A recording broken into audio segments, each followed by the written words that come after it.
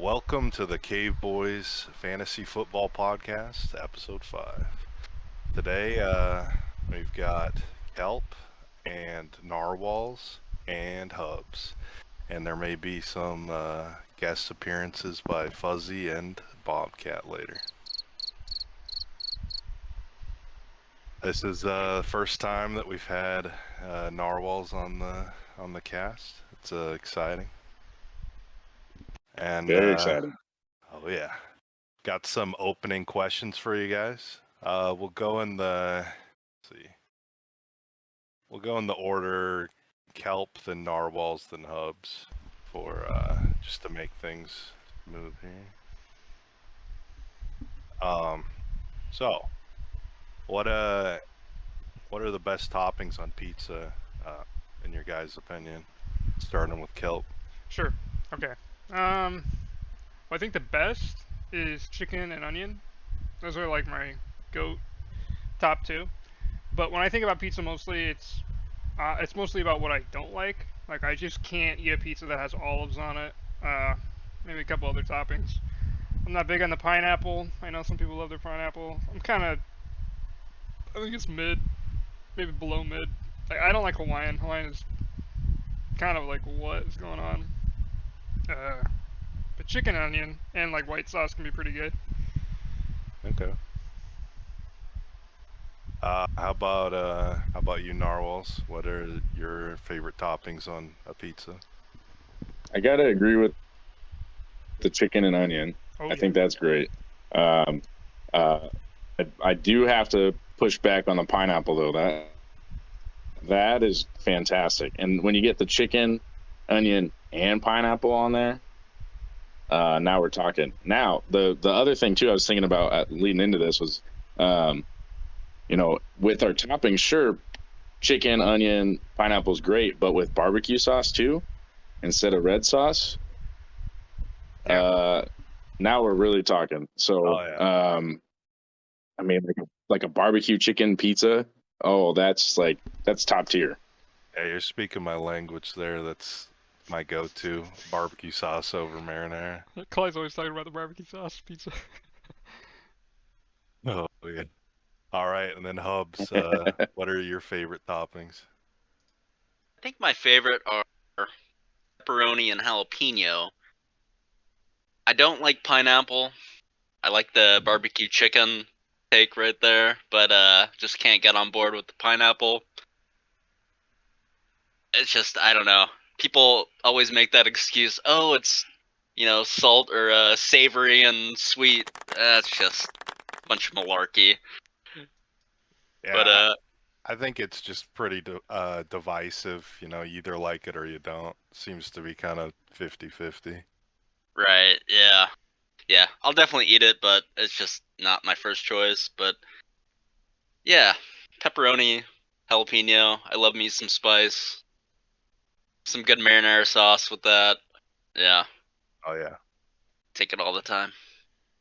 Awesome. All right. Next question.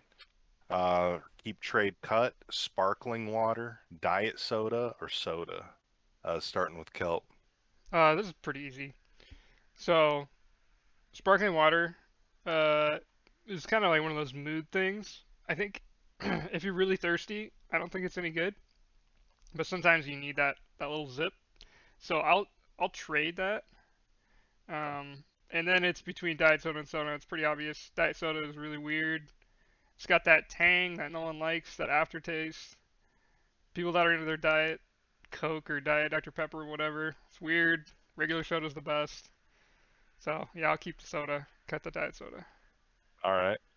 Narwhals. All right. Well, so I do love the take about diet soda. That's gone. See you later. Easy cut. Day one cut. Didn't even make a practice squad. Sparkling water. I am going to keep sparkling water, and then I'm going to trade soda. And the reason for that is soda is going to be. I think soda's easier to trade. I think it's a better asset. I think you can get more back in return. And whereas sparkling water, You're probably not going to get as much in return, but it's consistent. You're still going to be happy with what you got. All right, I didn't even think about that angle. I think that's that's good. welcome to the late arrivals. Yeah, we've got a couple newcomers on the new arrivals on the cast. We got Fuzzy and we got Zane. So we'll just keep going with these questions and add them right in. So Hubs, keep trade cut, sparkling water, diet soda, soda. So I'm 100% cutting sparkling water. It's like if you want water, just drink water. It doesn't need to be Whoa. bubbly. But the bubbles, though. It's Give me those just bubbles. the thing is, if I want bubbles, I'll drink soda. So I think I'm keeping Say the right diet thing. soda. Oh, yes, Because my king. technically it's healthy. Gosh. Oh, yeah. Technically healthy? That's your angle? Health? Oh wow. Technically, well, it's better. And then trading just regular soda. I love me some regular soda. I've been off the regular soda for a long time, and I feel great. Yeah, I just drink regular water if I want that hydration. Diet soda. It's just, yeah, I usually just go for that when I want that. You know, when I You want gotta that have soda the taste. real thing. Oh, yeah. And we Sometimes got a the cat real thing arriving does too. hit better. I will admit. Like, I feel like the occasional regular soda is like S tier experience with beverages. Mhm. All right, so yeah, we've got Bobcat arriving as well. We've got a super podcast. We'll see how it goes. Oh yeah. Might need So to yeah, split. maybe. I We, kind of we like can, the super. we'll give the super a shot. If it crashes and burns, I take responsibility for it. All right, Fuzzy, keep trade cut. Sparkling Uh, water, diet soda, or soda. Oh, you already know how it be. I'm keeping diet soda. No question about it. And then I'm trading sparkling water. Sparkling water is fire. There's so many different kinds of LaCroix. You just get lost in it. It's fun. I love the bubbly water. And then cut regular soda. It's like I don't need regular soda because diet soda is just so much better. They just improved it. This is 2.0. It's a More nerd. flavor. It's more flavor. How is it more flavor? What is Is the it, flavor? though? Describe the It's flavor. No, it's analytic Andy. There's been studies where If anything, it's a lack of flavor. no aspartame is like thousands of times Oh. sweeter than sugar. It's better. What's an It is aspartame? sweeter. It's just Who- the artificial sugar. Who is aspartame? Artificial sugar. Google it. Oh, I know what it is. Google it. But All right. does anybody know? What nobody knows. We're gonna It's move on. better. Zane, keep trade cut. Sparkling water, diet soda, or soda. All right. Well, hello everyone. Hello. I'm gonna keep the spicy water because I love that stuff. Cultured. Drink it all the time. Especially if we're picking brands, I like Spindrift. And I'm gonna cut the hell out of diet soda. That's what I'm talking about. That stuff is nasty. Oh, that's Man of culture.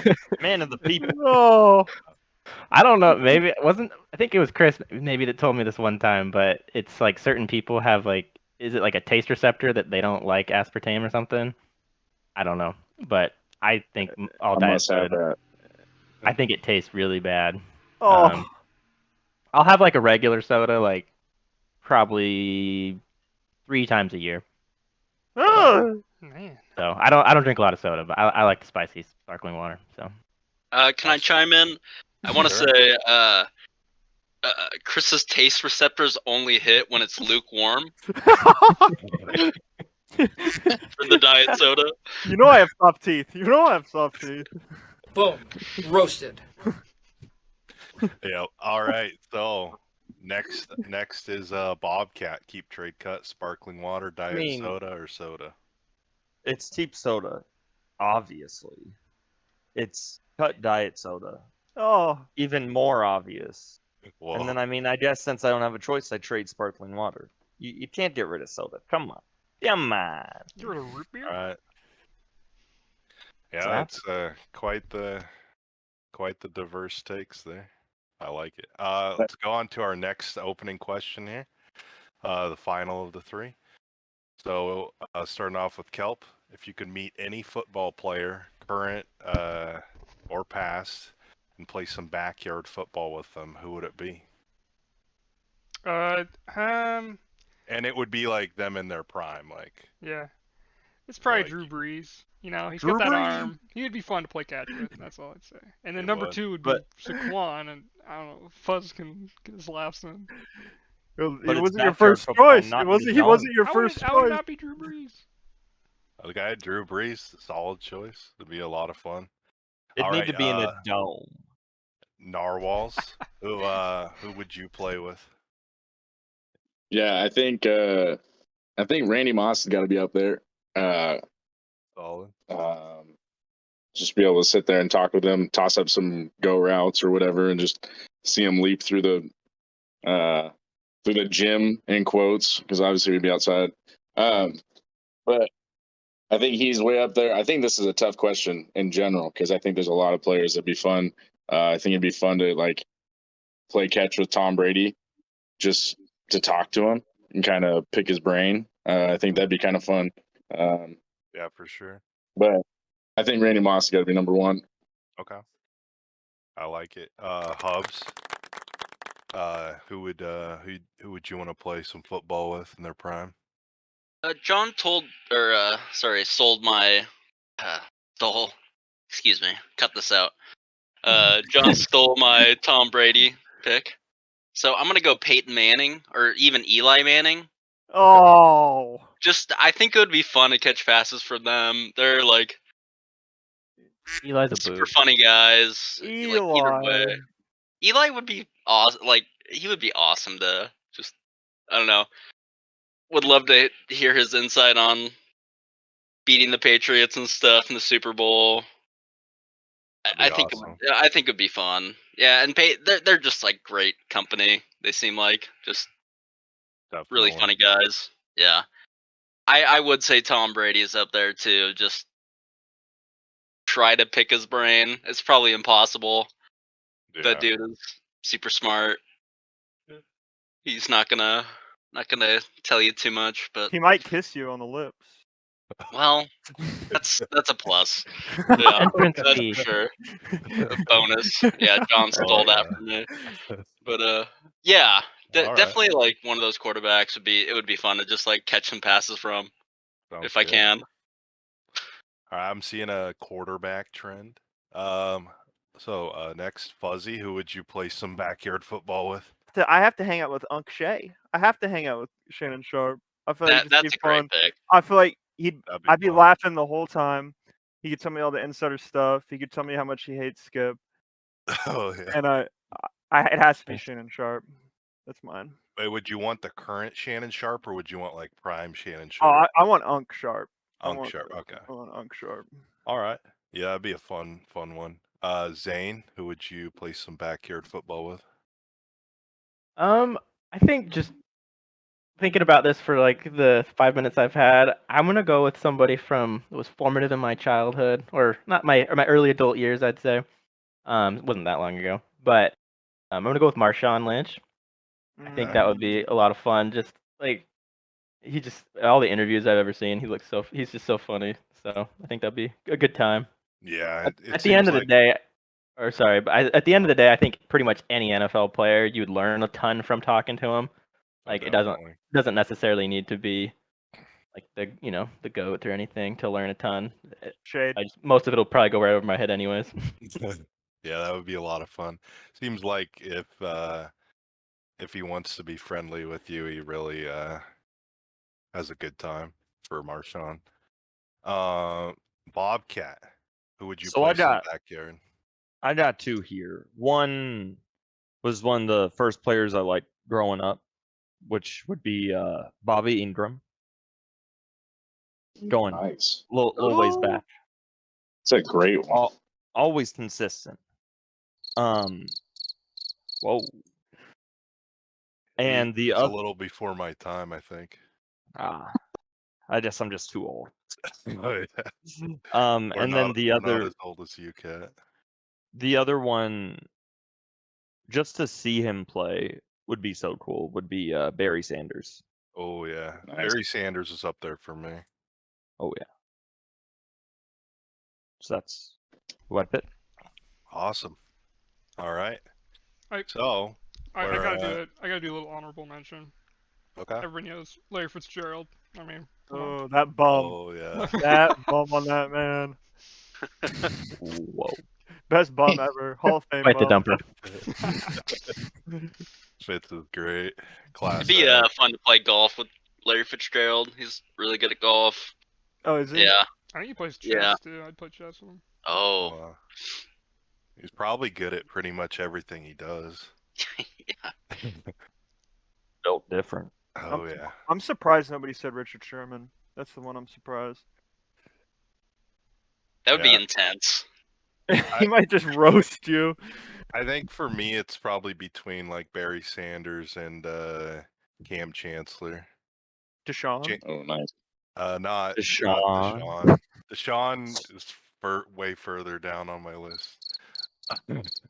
But that's Cly's favorite player. He's not my favorite player. Currently, my favorite's probably Garrett Wilson. Love But it. yeah, but Cam Chancellor's my favorite Hawk of all time, so probably Cam, slightly over Barry, but Barry would be a lot of fun too. Prime Barry. All right, moving on. Since it's your first time on the cast, Narwhals, we have a few extra questions that we've asked people previously. So this first one is, what is your take on pumpkin pie? We've heard it from everybody else, I believe, but we need to hear it from you. It is absolutely, positively horrible. Oh, It's baby food. It is Oh literally my baby God. food on crust. Like, you could serve that, you could put it in a can, give it to a baby, and they will grow infinitely. They'll be great, whatever. It'll be fantastic for them. The only way you can eat pumpkin pie is if you have ice cream or whipped cream on it. That's it. You only ever have it around Thanksgiving time. You don't just middle of spring, all of a sudden I'm going to go to the store and buy a pumpkin pie. I've done that Absolutely. before. That's psycho behavior. Many I've times. done that psych- before. So Only good. psychopaths do that. Every day of the year. And Every day. it's baby food. It's terrible. It is absolute eat it every day, bottom I would. tier pie. It's Slayer. I enjoy pumpkin pie, but I will agree that you probably could feed it to a baby and Oh man. Nope. they would put it away Baby because food. it's Oh, so they could. delicious. That is definitely not it. Or you It's throw it in 'cause- the microwave. So you always have to have, That's a better take. for Yeah. a child, The only way it's you have edible. to have something that doesn't have a lot of flavor, because if you have a bunch of flavor for a baby, they're not going to want it. So there's no flavor in pumpkin Oh, pie. my. It just tastes, it's mush. It is awful. So much flavor. Horrible. So you're saying pumpkin pie with a diet soda is not Oh. an ideal meal? That is the absolute worst possible meal you could ever have. I would I take agree with the diet escargot, soda, but I I'd take swear. escargot and some oysters over that every day. I love it. Yeah. All Can't right, stand. let's move on. So for the upcoming best ball draft, this will be our third best ball draft. We're gonna do a tiered PPR. I don't believe that we've done this before. It is half point PPR for running backs, full point PPR for wide receivers, and 1.5 tight end premium for the tight ends. So, thoughts? Is Kelsey the steal of the draft? Absolutely. Yeah, you guys can just go like, we don't have to go in order. Freestyle. Just throw it out there, yeah. Yeah, where Yeah, do I you think- guys I think think- Kelsey's going? 101. Yeah, early as you can get them, I think. Yeah. Today would when we take did the him. mock, Hubs got Kelsey at 103, right? I think that you can't have a steal of the draft that early. That's the only thing. That's the only like saying it's the steal of the draft. Like if it's top 4 picks, like is that really a steal Oh, of it the is. draft? The Like, 101 can be the steal of the draft. God, you can't think it- steal it at the first pick of the draft. That's not a steal. It's just a pick. Oh boy. It was like JJ last Oh, year. He yeah. was the steal of the draft at 101, and then he lost No, your finals week. Yep. no, you don't still What I have did a. last year. All right, I don't. just a slight intermission here. We've got Pete Rock that's joining us. We've got the super podcast going on, so feel free to join in. We're just discussing the upcoming best ball draft, the tiered one. We're saying is Kelsey the steal of the draft, so and we're kind of just freestyling with whoever wants to speak up on the questions can go for it. So Steal of the draft. I mean, has the draft happened yet? not yet. Hey, Oh, we're what talking happened? about the upcoming one. It's Uh, hypothetical. You missed the draft, this Jay? weekend. I mean, we did the mock draft earlier, so I was like, are we talking about that? Because in that mock draft, he got taken maybe possibly early. Okay. Nope. Oh yeah. Yeah, I'll speak for the 103 Kelsey pick. Mhm. I think it's the safest pick in the draft, which makes it the steal of the draft, like 1.5 PPR. That's just insane. Like he's guaranteed to probably catch 7+ catches a game. That's insane numbers. Like you're at a position that's really hard to narrow down on, and like that has a huge advantage against other people in the league. I just think it's the safest play in that type of format. I love Yeah. it. Sounds good. Anybody else have thoughts on it before we move on to the No, next question? I think that was beautifully said by the swindler. I thought it was great. So yeah, we'll go into the next one, which is tied to it. How valuable you guys think tight ends are in this format with the premium? Like, do you want to just get like say one Kelsey, maybe one other tight end for their bye week, or do you want to stack a bunch of tight ends and hope that you got like 6 tight ends and hope that each of them have 1 or 2 good weeks or more in the season? I think having the elite ones is a big deal, like Kelsey, Andrews, Hawkinson, Kittle, Pitts. Jelani Woods. Stop. I think I having the Goddard. top 4. Stop. I think having the top 4 is really good, and then I think people are gonna overdraft, like the Pat Farmers of the world and the Evan Emmett- Hey. Ingram. So I think having the elite ones is a big deal, but I think it's just kind of the same. Like the elite ones get All right. better, and everybody else is kind of the same. I mean, for me, the elite ones really are only Travis Kelsey and Mark Andrews. After that, I see the others kind of the same as the guys you get later. Big Cock Hawk? What? They're the only 2 that I feel like are going to be enough of a difference maker to where you're going to have to draft them. All right, that's fair. Yeah, so many tight ends are touchdown dependent. They don't get like a lot of targets, you know. Right, like 3 or 4 catches a game. If you're at getting best. like 8 to 10 targets a game as a tight end, you're doing great. AKA Tyler Hidby. Oh God. Ugh. Next question. Next question. Well, Alright. hold on. Yeah, we I got see Fuzz. I see Fuzz taking Chigo Conquo like in all the mocks. Just beware. I think that's a sleeper pick. That's a Snoop Yeah, Dogg Fuzz knows something. thought. I don't know. Fuzz could be Snoop. trying to. I'm getting get spy big thing, gated. yeah. You're I'm getting getting snooped. spy gated. I'm getting spy We're gated. watching you. You're not supposed to give away your strats in mock drafts. If it is my strat. Could be. We'll see on the draft day. Next question. Comparing running backs at half a PPR to wide receivers at a full point, What are you guys thinking? Like, how much less valuable does that make pass catching running backs, or how much more valuable does it make guys like Derrick Henry that don't catch that, or Nick Chubb that don't catch that many passes?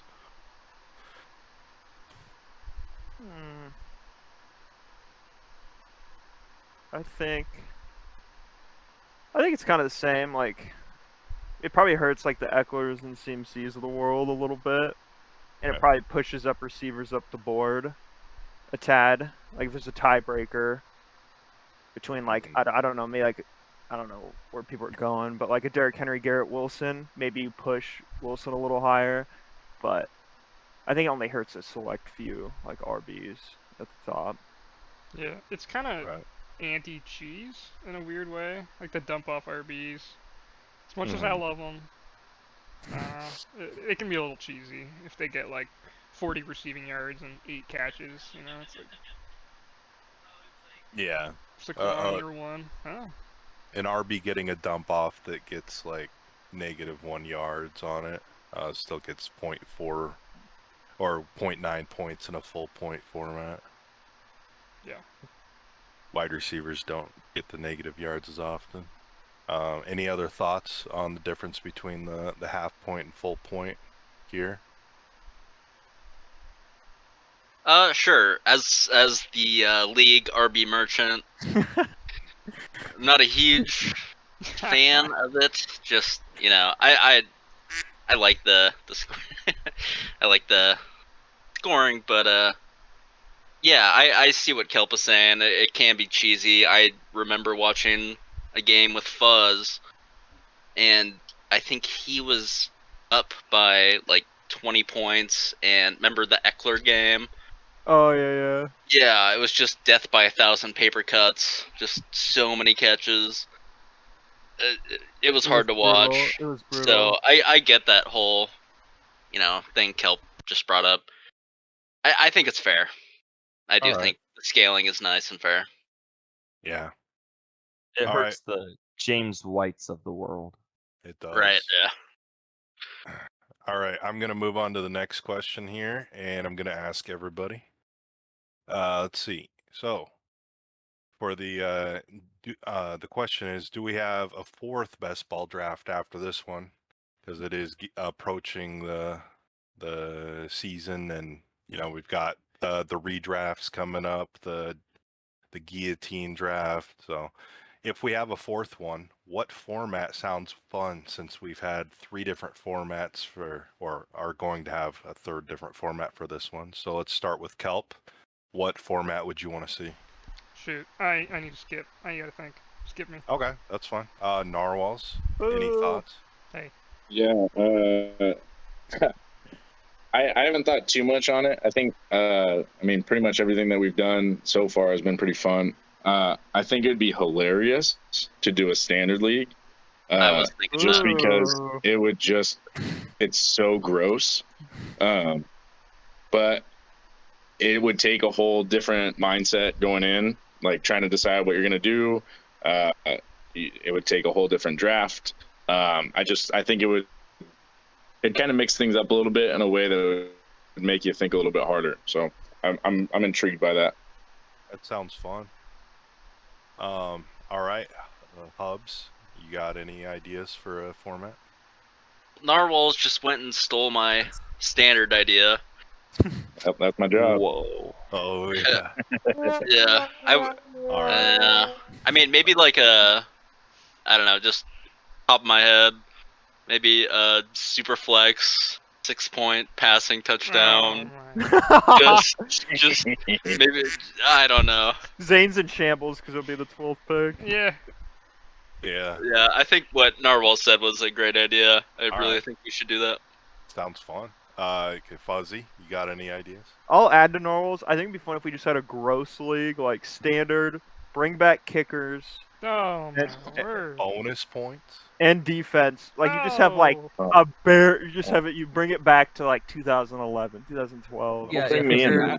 I was thinking that, like, we just kind of have, like, the similar settings to what we had the first year with the bonus points. Kickers, defenses. I'll just set that one 300 out. passing yards, you get some bonus points. Whoa. Oh wow. All right. Zane, any thoughts?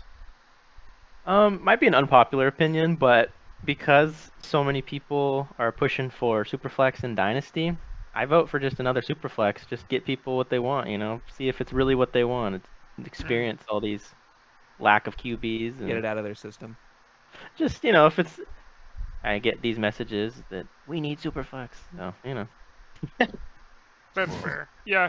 After Like that it. draft, I felt that bite of the lack of QB, and I was I like, think it- You played yourself. You played hey, yourself. well, But you want man. Dynasty Superflex, Oh, so, okay. Maybe Papa Kamish saved us in the dynasty. That might be I what mean, happened. I'm sure we'll talk about it again someday, but, just get experience in these drafts and figure out how it's going to play out, just an idea. Or we could, I don't know if we have redraft settings, we could do a redraft Superflex, see if it's still Yeah. popular, but. Yeah, I think Superflex is a lot more fun with 10 than 12. 12 is really hard, but I kind of lean the same We should make the way. guillotine Superflex. ugh, Oh, oh, it would God. be really rough if you're like the 18th pick. What dreams are made of. Oh yeah, yeah. Maybe depending on how it goes this year, maybe next year we'll try it Superflex. Oh, I'm totally kidding with the guillotine one, but not I kidding know. with the best ball and Yeah, potentially redraft. Sounds good. All right, Bobcat. What So- format sounds fun? So, First of all, I'd love for us to do one where we enter the kick return yards. It's just a lot of fun when you can have a wide receiver or even sometimes a tight end who gets you some points for kick returns. I think it's a jolly good time. Tight ends are kick returning? Some do. Every I think once RB's in a over while. tight ends probably. Only when it's on Bobby's team. man, how much I was research do I once gotta in a do? I was once in a lead where every kick return yard was worth a whole point. It Oh, got crazy. my. So it was just all about the kick returns. It got a little out of hand. But the other thing would be having individual defensive players. Oh yeah, That'd be Br- It would be fun to have like Brennan one Madden. defensive player on the team. that would be Yeah. pretty cool. The draft. Next draft, make it standard with a single IDP in there. Hey, Make I it think really that'd be pretty gross. fun. Oh yeah. What about Yeah. best ball auction style? That would be fun. I Yeah, My wouldn't redemption arc. I wouldn't do that we draft. need it. I think I'd step out of that one. Oh, boo. The draft takes so long, though, Jai. It's such a long You draft. you could have smaller starting lineups and like a smaller bench maybe. Mm. It might be kind of whack, but It might be a must. Or like having just a small lineup so it doesn't take 3 hours. Sounds fun. And then Jai, your thoughts? Oh, I just kind of gave some of my thoughts when I was chirping in. Auction. Oh, okay. Yeah. Auction and bonus points. Right. Okay. Yeah. You covered it. All right. So we're going to move on to the second Narwhals question. They're all here, but who is the real swindler? Hey. Fuzzy, Hubs, or Kelp, or is it someone else? It's a tough one. Yeah. Okay. It all depends on the day, really. I'd say today.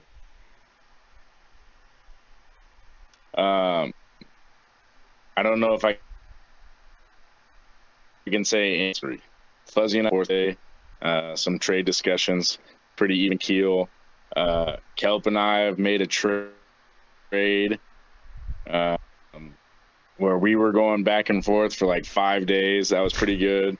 Wow. And then Hubs, like, we haven't really talked about trades back and forth at all. He hasn't offered me anything bad. There hasn't been any poor discord either way or discourse. So I don't know if I can say anything right now. I think currently there isn't a swindler, but that very well could change tomorrow. So All right. You Yeah, have to that's- pick a side, fair. and it's They're either Kelp always I think we'll lurking, John. I'll bet Let's see. $1,000. Hubs May- ain't gonna wow you. I'll just say that. I gave him Ain't that the truth? trade today.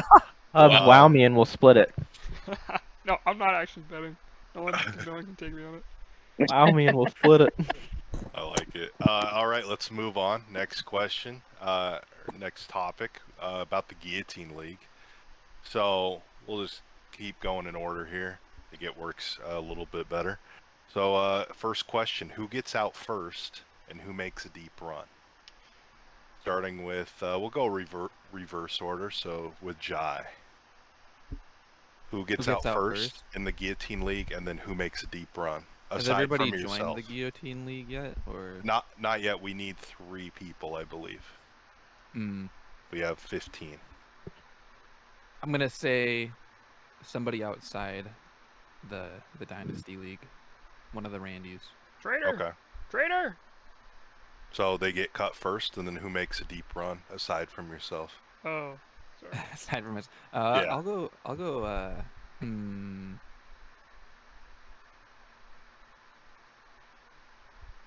Bobby. Okay. Oh, He's gonna yeah. draft. Let's see. He's a good drafter, and He can't trade. yeah, he can't Yeah, trade.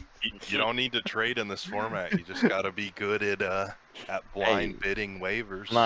My drafting players. skills are not in question here. Oh, we know that. So yeah, those are my answers. All right, sounds good. Yeah, let's move on to Bobcat.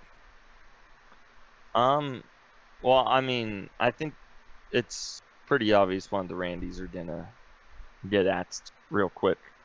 And then I mean, for who I think could make a deeper run, probably be Kelp. Okay. Oh. I think Kelp knows just the right amount of beans to use to get the players he needs. All right. Yeah, seems reasonable. Let's go with Beans. Zane. Oh yeah, Zane. Who gets out first? Who makes a deep run? A biased take because I have money on the line. I'm gonna say Fuzz goes out first. Oh my Oh god. yeah. I love it. Make a quick 20. As far as who's going deep, I'll say. I don't really know, but I'll say Hunter. I could see it. You. All right, Fuzzy. Fuzzy. Who gets out first? Who makes a deep run? I'm sorry, but I know my boy Normals is he's leaving that island real quick. Oh wow. I know. Oh, I know Normals. I'm sorry, Normals, but I think you're gonna be leaving No, that you're league not. real quick. And then who makes? might And then who goes have to deep? put a 20 on it. Oh wow. Oh yeah. Whoa. And then who goes deep? Yeah. Who's going deep? You know, I'm gonna put Tim. I think he gets a lot of slander for his trades in Dynasty, but he won the best balls last year. I think he's a True. really good drafter. So I'm gonna say Tim. I could see it. All right, Hubs. Who do you think gets out first? Who makes a deep run? So I'm gonna have to double down and say Narwhal's out first. Oh no. I talked nice about you guys, saying you're not swindlers, and it wasn't even tomorrow that you became the swindlers. You're already there.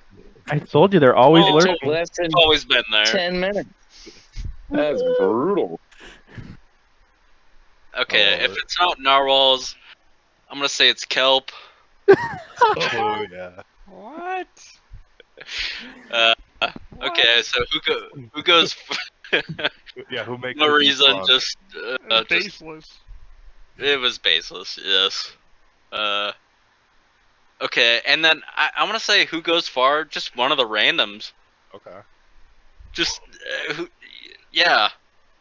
Yeah, Who I mean, knows? Like, it There's always good happens. odds. There's like yeah, 6 of them. So. yeah, there's good odds that at least one of them makes a deep run, unless if they don't have much fantasy football experience, then maybe not. But as long as they have a decent amount, I think there's a good chance they make a deep run. One of them. Actually, I'm gonna switch my answer for deep runs. I'm gonna say Cnels. Okay. I Yeah, like that. He's he's good. really good. I think on Yahoo, CNELS is the highest rated player that I've seen, like 900 Yeah, I think or something. yeah, on Yahoo he's a diamond boy. Mhm. If only he liked analytics, he would never lose a match. Yes. He's a He vibe doesn't guy. need Maybe that's his secret that he doesn't like them. Yeah. All right, Narwhals. Who gets out first and who makes a deep run? All right, so I think getting out first is probably one of the randoms, and then but I'm also gonna say that I believe Taylor is gonna make a long run as well. He's getting better. He's his drafts have been better the last few years, and it seems like he's kind of getting it a little bit more. So I could see him making a decent run. Which one is Taylor? He's in there, right? Yeah, he's Yeah. in Dad's league. Taylor. Yeah, in the Yeah, team yeah, I remember Taylor him in 622. Okay. Oh, did he join? Yeah. Okay, I think Yeah, he's in there. Okay, people were joining pretty rapidly, so it hasn't set in yet. Yeah. Fully. Some of That's awesome. yeah, lots of my cronies. Okay. Yeah. People were sending payments, people were joining. I was like, not really knowing what's going on. But okay, sounds great. And then we've got Kelp, who gets out first and who makes a deep run. Okay. So my thoughts on the people who are going to go out first is going to be people that are too greedy, maybe hoarding their beans or they're drafting boomer bust players. And then the people who make it late are going to be people also who are a little risky, because if you want that elite team to beat 17 other teams, I think you need just to be incredibly greedy. So I give it both to Jai, because I think Jai is going to just try to like big brain it and be incredibly greedy. I could see Jai not spending a bean for like the first 6 weeks. So I think Jai will either go out first or last. I like it. Jai works in mysterious ways. This He is does. known. Jai's That he traits. does. Jai has Hall of Fame worst traits. Hall of Fame best traits. I still I'm a remember. contrarian. Oh, yeah. I like it. All right.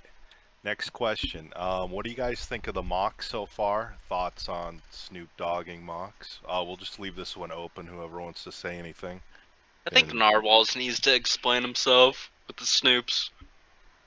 So I was just gonna say I'll let you guys talk first, but getting called out, I will. So the 2 times I've done it, both of them were by accident, getting in there late after the draft had started. It was already a couple rounds. Sat there and watched 2 rounds. Got out. It's not saying it's. I don't think it's necessarily wrong though, because we're all in the same draft. We're all going to be doing this together. We're sitting there. I do plenty of mocks with you guys too, so it's not like I'm not someone else can't see what my thoughts are. I also make my thoughts pretty apparent in the chat as well. So We've learned. there's that aspect. It's not like I'm hiding who I'm interested in. So yeah, have I done it since I got called out? Nope. So yeah, I think that's some pretty good points there. I think maybe you've snooped a few before you were in some drafts, and then you started drafting more regularly. And I think, at least for me, if people draft regularly, I don't think it's as big of a deal. It's more like if people are only snooping and not really participating in drafts. which is Yeah. fair. I agree. I definitely think it's smart to look at the mock drafts that have happened in the past and see who people are drafting, where they're going. So I agree. I don't think snooping's bad. But yeah. All right. Any other thoughts on snooping? Oh yeah. Go ahead, Okay. Fuzz. I was just gonna say, I think it's funny to call people out for snooping. Like, it's just, it's fun to poo-poo on Narwhal for snooping, but I have no problem. Like, if somebody didn't do any mock drafts, but only snooped, it's like the information's there. Just do whatever you can to like get an up on the game. So I have no problem with it. I just think it's funny to poop on the And you people don't who show do your it. hand. Yeah. So yeah, I respect it. All right, Kelp, did you have something? Yeah, I'm a snoop respecter. Because first and foremost, I like people that are trying. That's the most important thing. But then if people have some illicit, you know, intent behind snooping, oh, I see that Fuzz is valuing so-and-so. It's like, you're not going to get very much intel out of snooping. You get way more intel doing the mock and, like, learning. So, like, if I'm looking at the last, if I'm looking at the last mock I wasn't in, it's like, I don't really even know what I'm seeing here. It's like, I got, 8 different people. They're taking different players. They might not even be taking what they want. It's so hard to look at it and, like, try to read what people are doing. It's just another tool to, like, learn a little more. So, yeah, I'm super Yeah. pro. Yeah, I agree. It's kind of like the Gabe Davis situation last season. I think every best ball he went up slightly ADP. Oh yeah. I wonder Yeah. why. So I think you need to balance, like, yeah, do a couple, like, and be involved in a couple mock drafts, and then look back at the other mock drafts, because there are things that you can learn about certain managers' tendencies. Right. Yeah, I think those are a lot of good valid points, and I do think that the practice mocking is very valuable. Yes, especially in so- the 18-man guillotine. Sorry Yeah, to Yeah. cut you off.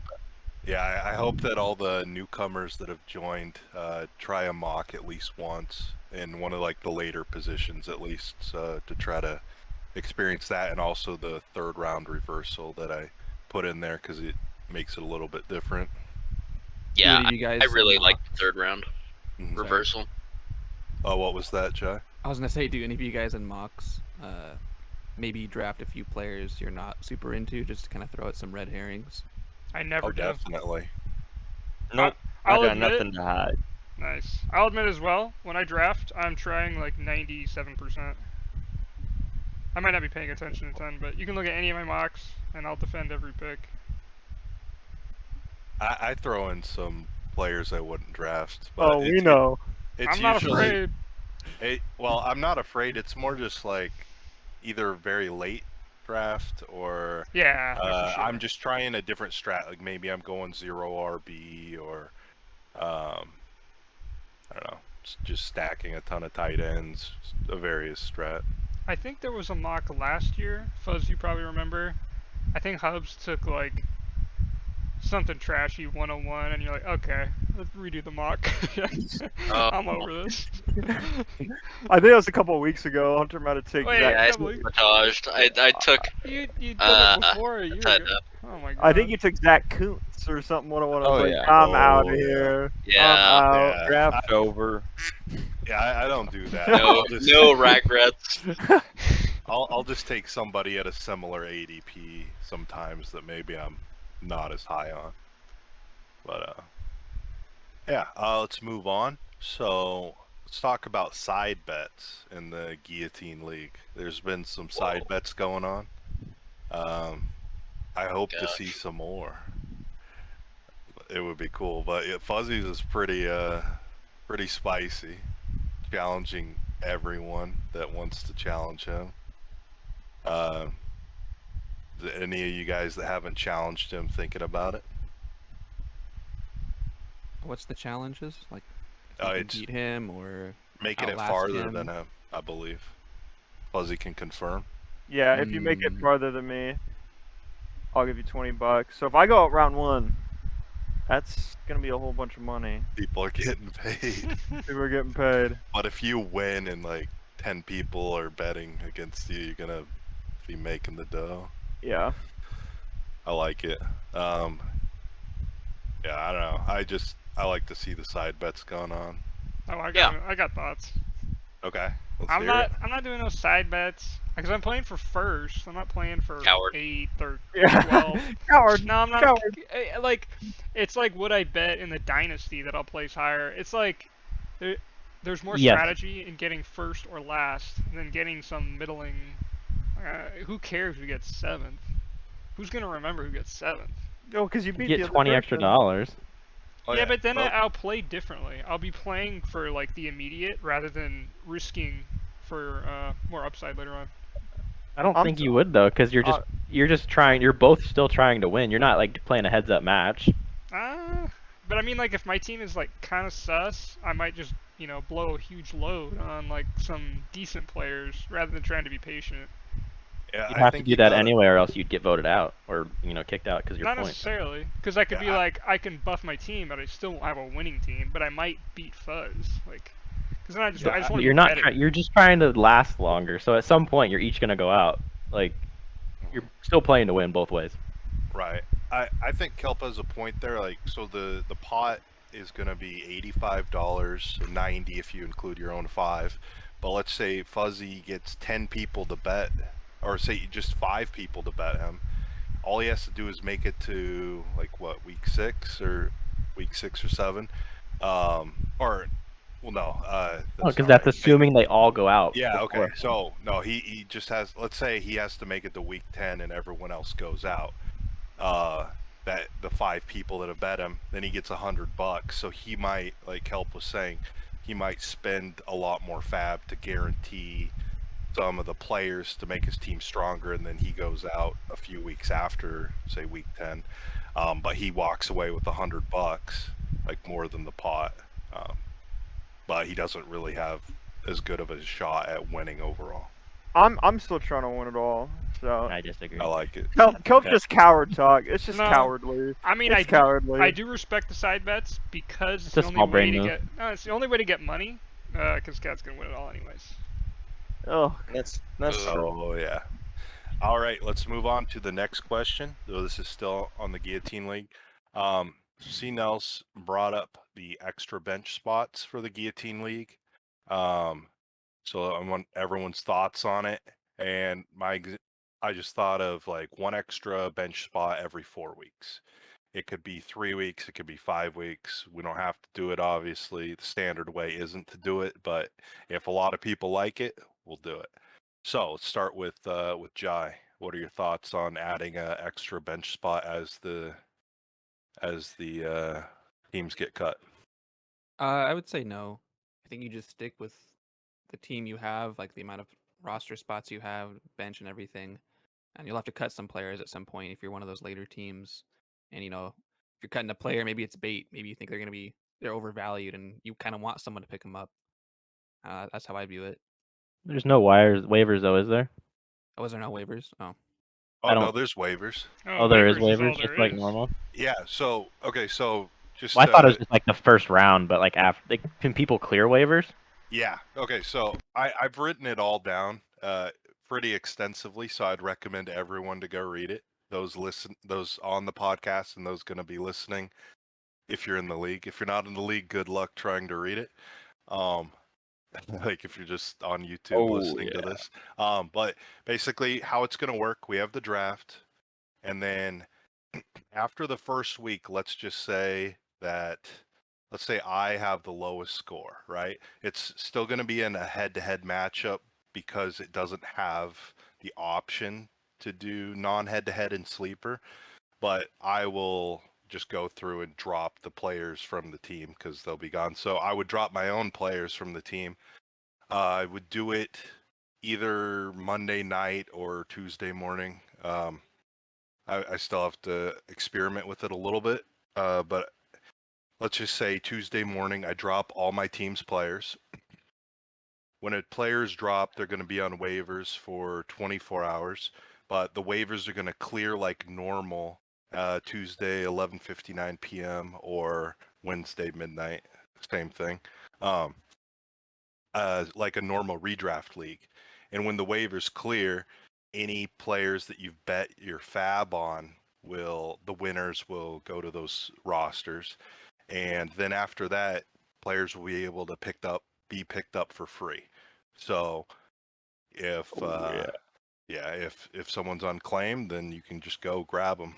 So I just need to time it where those players will be free around when it's picked up. So I think if I dropped them like 11:59 p.m. on Monday night, it would probably work out perfectly. I'm not sure, but yeah, I still need to experiment slightly, but it shouldn't change anything really. But yeah, and then so every week everyone's gonna have 1,000 fab to spend tactically on the players that they want, and so you can blow a bunch of fab early. Like if my team has Justin Jefferson, and I get knocked out week 1, you could spend like 500-600 fab on him, but you have say 600 fab, you have 400 fab for the rest of the season. So it's gonna be pretty rough for you unless you got a really solid team. And then no trading, and yeah, that's how it's gonna go. Yeah, I think it's like a crazy league. So I think just keeping the rosters the way they are towards the end will make it kind of fun to watch Mm-hmm. what some of those last 3 or 4 teams will do, 5, 4, teams will do with that many players on waivers. Right. You're gonna have to make some tough decisions. You're gonna be sweating setting that lineup. Oh yeah. I like that. Yeah, it would also have more like good players just able to be picked up for free at any time, and I don't know, add some strategy there, I guess. Make it harder to hoard players. All right, we'll go on to Bobcat. What are your thoughts on adding an extra spot, let's say every 4 weeks? Nah. Okay. Let's go on to Zane. Zane, what are your thoughts on it? I think it'll probably play itself out fine, just like as the season goes on. Okay, I think it'd be fine without it. sounds good. Fuzzy, thoughts? Nah. Okay. Hubs, thoughts? I think it's a great rule. I love the experience we're about to dive into with this Team League. 18 players. It sounds awesome. But like for adding an extra bench spot every 4 weeks.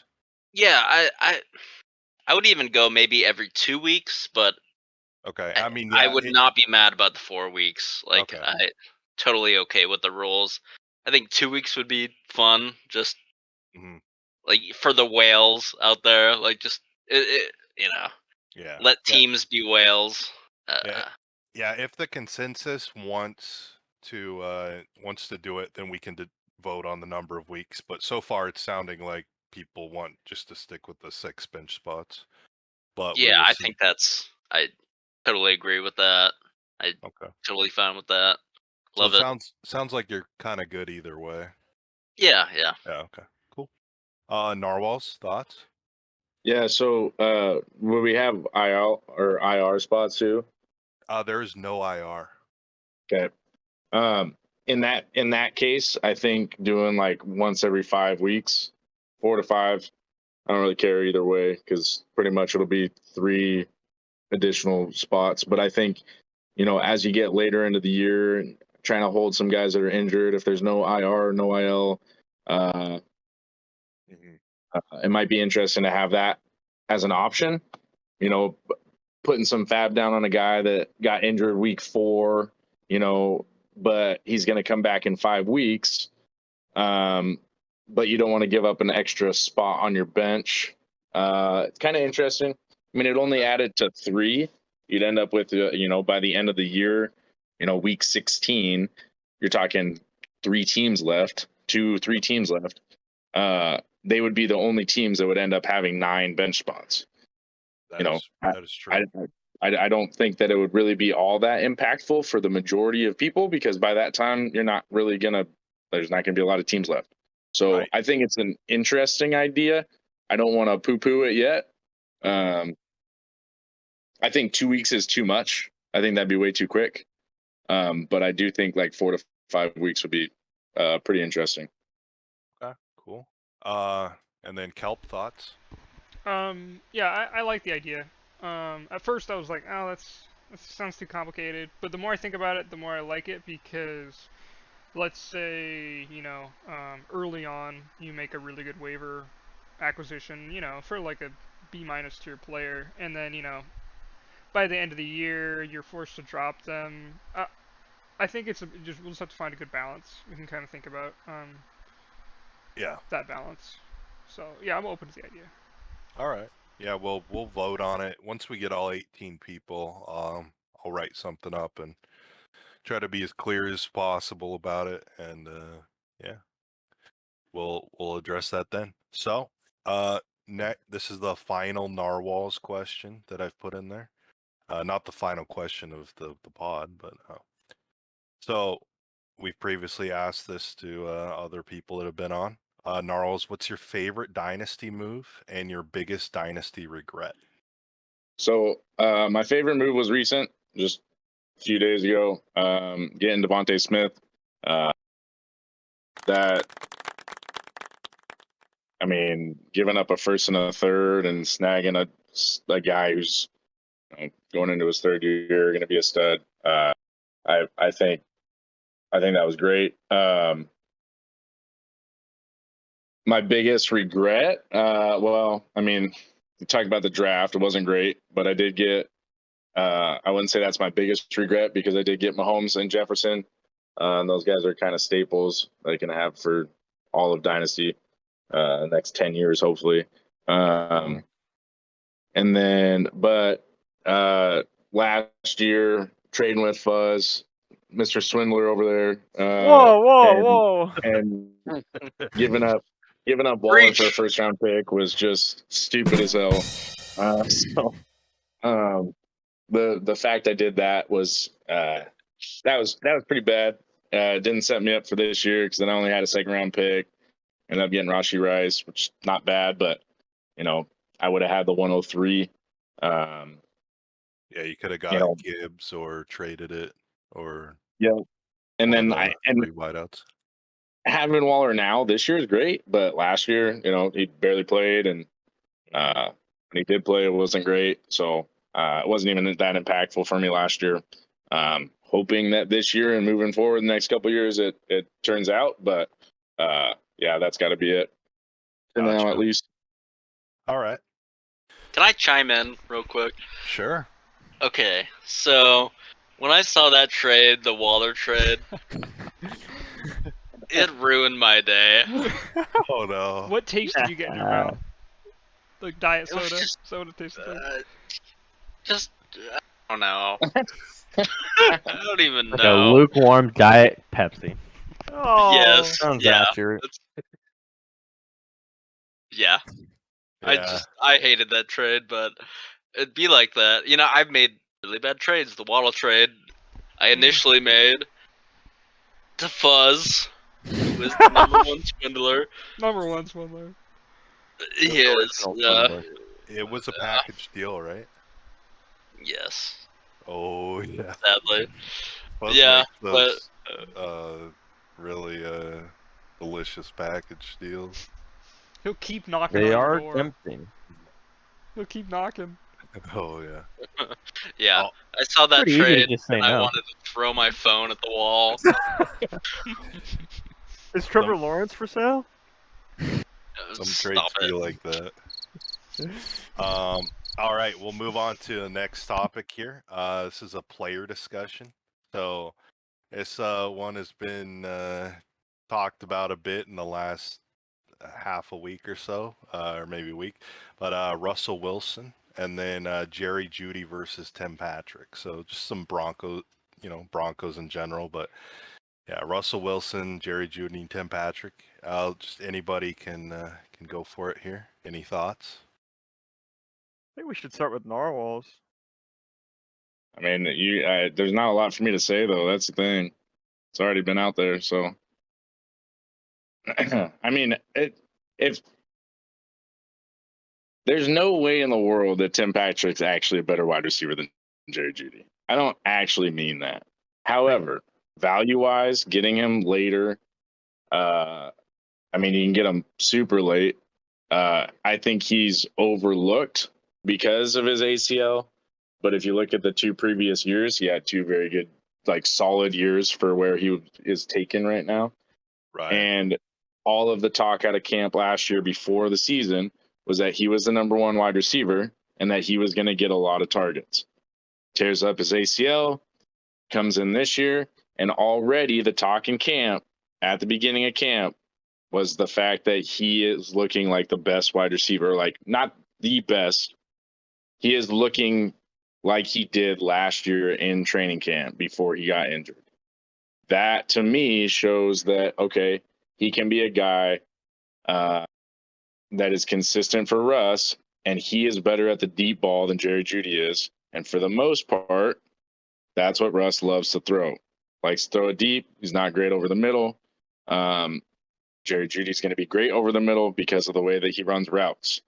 I just think that there's a chance that Tim Patrick is, I don't know if I want to say number one, but the number one wide receiver by the end of the year, by the end of the season.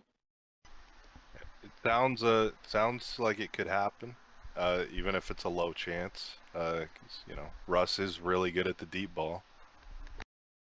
And if Tim Patrick really makes a good recovery, he could look pretty dangerous. He could make Russ look more dangerous. Be careful though. It's spicy. Anybody else? Any thoughts on Russell Wilson, Jerry Jeudy, Tim Patrick? I'm all in. Fuzzy. Yeah, it's Fuzz. What? Just say something for the Jerry Jeudy haters at home. Jerry Jeudy slanders. You just draft Jerry Jeudy in the 5th round, and you'll thank me at the end of the year when you win it all. I've had bad takes in the past. Gabe Davis was a test run. We were on trial run. we were on cloud 9 the first week, and it was all sadness. But Jerry Jeudy this year, my stamp of approval, easy 1,300 yards and like 9 TDs. Easy. 13 and 9. Easy. If not more. Wow. Oh. Hey. Side bet.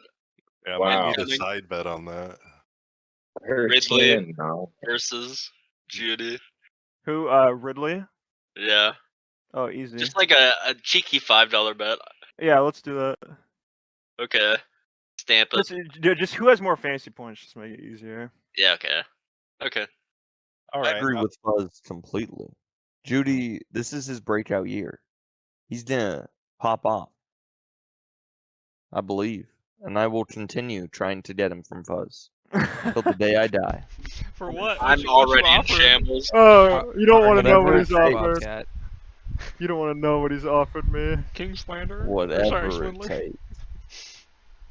CMC cat. AJ Brown and CMC. Well, that's a little too far. Get picks in there to make it balanced, right? I've tried. Fuzzy, I'll throw back a 5th.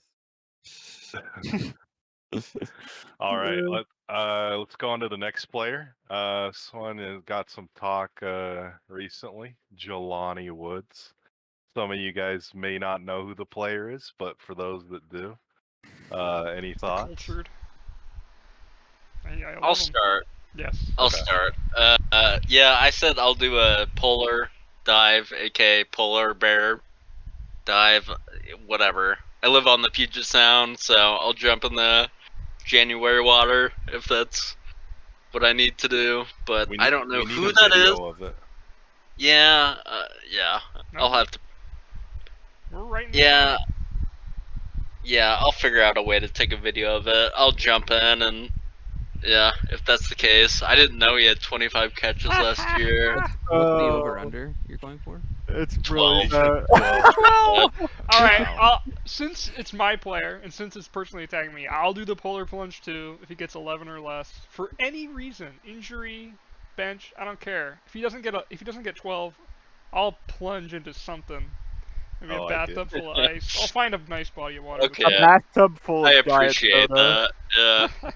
Yeah. Making bets, yeah, with I love the no reason. But yeah, I would definitely still do that polar plunge in the Puget Sound in January. What would be the swimming attire? No reason. Just wondering. Oh, probably a Speedo with a swim cap Better be. and Skinny goggles. Oh, Keep wow. going. Birthday suit. But yeah, I actually I wanted to bring it up. I think there should be more polar plunge bets in this league. Yeah, it would be kind of fun to have like a lot of the different side bets. Yeah, just those obscure bets and just It'd be a Yeah, good that's bird got- bowl on some punishment. certain players you're betting on. Yeah, that'd be a lot of fun. This is a perfect Yeah. opportunity for Fuzz and Narwhals. Like what? 900 yards, Well- Jerry Judy? Huh? Well, I mean, he was saying 13, so I mean, Oh, me and John already have a bet. I think it was like Oh. 900 yards. Was it 900 or 1,000? I think it was 1,006, Okay, wasn't it? Okay, yeah, it's 1,006. Yeah, John said he would get 900 and like 5 touchdowns. So Okay. What's the bet? I can't I even think it remember. was a fiver, right? I think it was a $5. And a plunge? I'll throw in a plunge. I ain't scared. I'll start writing Uh, all these down. Oh yeah, Right. we need it. You could throw all the bets at the end of the Cave Boys constitution to keep track of them better. Nice. Yeah, I'll do that. Like I'll make like a simple table or something. Hmm. Sounds good. All right. Let's move on. What are you guys' thoughts on JSN with Lockett and DK already there, and then also Charbonnet with Kenneth Walker? Just the Hawks in general. Like, what kind of impact do you guys think the two new rookies on offense are going to do this year? I think they'll both have solid impact. I don't know, fantasy relevancy. I don't know. I think Charbonnet's best path is to score 10 touchdowns.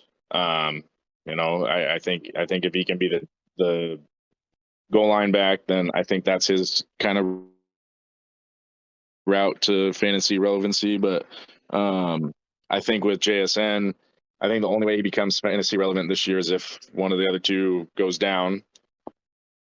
Knocking on wood. I don't know if there's enough to go around for him to be actually fantasy relevant. But Right. I think as far as on-field production and helping the team win, I think that's a whole different story. You know, if we're sticking to fantasy, I don't see him being too relevant.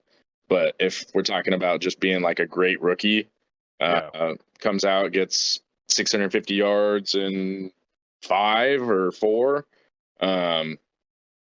that's a hell of a lot better than any of the other teams or any of the other number 3 wide receivers that we've had in the last several years. So I don't know. Definitely. That's kind of my take on him. Okay. Yeah, we can talk fantasy or actual football for this question. That's totally fine. Yeah, I think that the Hawks have potential to be a top 5 offense this year. It's looking pretty stacked to me. Whoa. Anybody else's thoughts? I just think they'll be boomer bust plays for the most part. There will be some weeks where JSN just goes off, or Charbonnet just gets a couple touchdowns, gets some solid PPR. Like, I don't think it'll be super consistent this year, though. Right. All right. I'm a little scared. It's like one of those things like it's too good to be true. Like all these hype pieces, but everybody's excited. Oh yeah, it's Okay. exciting. So Ken Walker, we got to talk about him. All right. I think he is underrated. Of course you do. Wonder why. Yeah, it's copium, but I mean, I think there's a way that he just absolutely pops off, like 1,300 yards, 10 touchdowns. Who knows? Whoa, daddy. Who knows? Maybe I'll do another polar plunge for that one, but yeah, I just think, oh, Charbonnet's there. Okay, Ken Walker stinks now. I think that's a bad narrative. Yeah, I can agree with that. Yeah, I mean they could help each other if we become really run heavy this year, and they just keep swapping them out, just keep running the ball down their throats. Yeah, especially long term. It's like, Mm-hmm. who knows? It's definitely copium talk, but yeah, probably not a great opinion. Hey, it could be like Ingram and Kamara that one year. where they both were RB1s. Yeah, it's pretty rare for two really good RBs to not both be relevant in fantasy. Like, I don't know. Even you take like the best handcuffs around, and it's like what Madison, AJ Dillon, and stuff like that. And I don't know. I think if they're still good, they'll put up points. Yeah. Yeah, I agree. I don't think it's over for Ken Walker. I think it's completely fine. You know. Ken Walker had some highlight reel runs last year. The one thing that was a little bit detrimental to him was his like wanting to always go for the home runs. Yeah. He'd have a lot of like 0 yard, 1 yard, 2 yard runs when he could get 3-4 yards. He just always was looking for that boomer bust run, which I think the coaches didn't like a whole lot, even though he was getting those great plays. So I think they brought in Charbonnet probably for the competition, probably for the health. It's kind of Yep. a Seahawks thing too, taking him in the second round. He looks good, but I think it'll definitely lean more towards Walker, especially with how good Walker played last year. All right. To the next player in question. Leonard Fournette on the Patriots. He's been working out with them today, I believe. What I saw. Oh yeah. What does that mean for Ramondre Stevenson? If Leonard Fournette signs there. I don't think it means that much. Not much. Well, I don't know. I'm not It gonna give an means opinion on Patriots running everything. backs. I'm not gonna. It's a tough one to figure out. Patriots running backs. What does a bean mean? I think the only thing it does is potentially limit Ramondre's touchdown upside.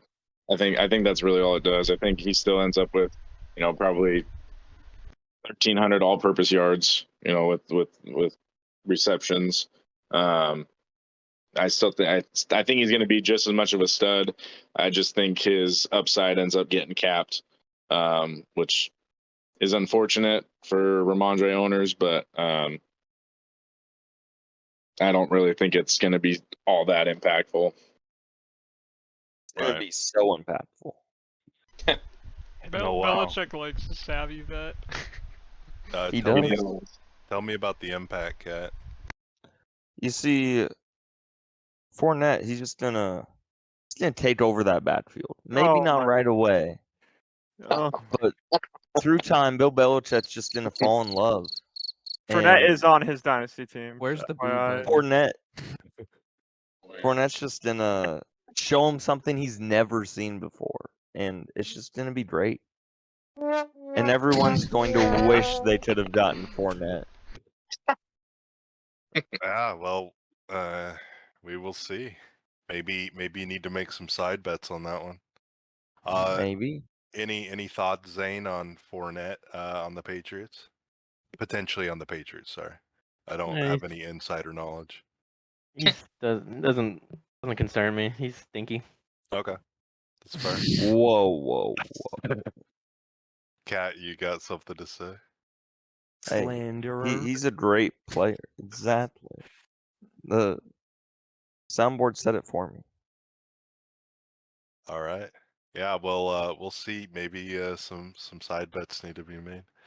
And then the last player discussion question here. It's more on just all the running backs that either are unsigned, including Leonard Fournette, Dalvin Cook, Zeke, Kareem Hunt, and then some of the ones that are holding out as well, like Saquon and Jacobs.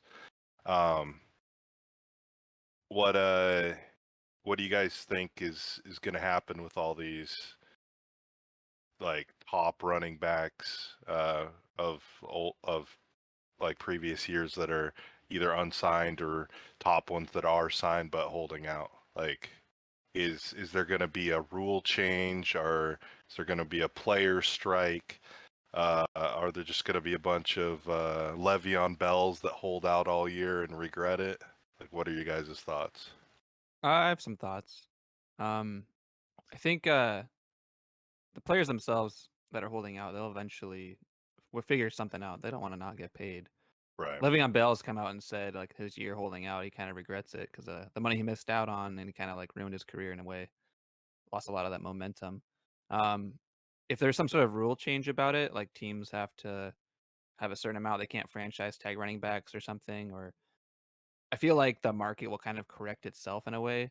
Like teams will be less likely to sign rookie running backs to that bigger deal.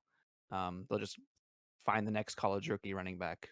I mean, teams are winning with, fifth to seventh round running backs and paying them, $2 million or less. It seems like a lot of teams, when they're spending that money elsewhere, they're having more success, which sucks. But it seems to be the way things are right now. Right. It's a rough position to have if you're a football player, for sure. Yeah. All right. Any other thoughts?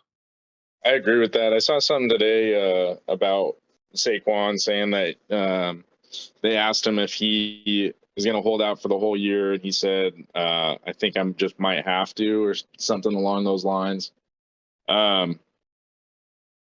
That's concerning, obviously, because being a top overall fantasy selection, or a first rounder or second rounder, like that's pretty rough. I know in the history, like I know missing training camp hurts numbers, but once you start missing games, it really starts like deteriorating players' value. Josh Jacobs kind of concerns me in that area this year, because he's probably going to miss most of training camp and then come in, and who knows what type of shape he's in. Who knows how the beginning of the year starts. Maybe he ends up getting injured later on because he's not ready. I don't think much is going to change as far as salaries go. I know the other day I said in the chat that there was it's since 2005, I think was the same. It's like the same. What's it called? What franchise tag price for running backs, and every other position has gone up like exponentially. So I don't know what changes that, or if it ever will. Really. Yeah.